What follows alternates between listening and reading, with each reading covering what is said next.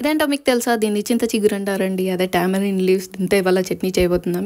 మా అమ్మగారి రెసిపీ సూపర్గా ఉంటుంది, ఒకసారి ట్రై చేయండి. దీనికి కావాల్సింది చింత చిగురు, ఆనియన్స్, గార్లిక్, కొంచెం కొత్తిమీర, పల్లీలు, నువ్వులు, అలానే వట్టిమిరపకాయలు, ధనియాలు, జీలకర్ర, కొంచెం మెంతులు వేసి డ్రై రోస్ట్ చేసుకొని పక్కన పెట్టుకోవాలి. అలాగే ఆనియన్స్ అండ్ వెల్లుల్లి కూడా కొంచెం రోస్ట్ చేసి పక్కన పెట్టుకోవాలి. అండ్ నెక్స్ట్ చిగురు కొంచెం రంగు మారేదాకా కొంచెం ఆయిల్ వేసి వేయించి పక్కన పెట్టుకోవాలి. ఫస్ట్ కూల్ అయినవన్నీ వేసి కొంచెం ఉప్పు, కొంచెం వెల్లుల్లి కూడా వేసి దాన్ని మిక్సీ పట్టుకోవాలండి.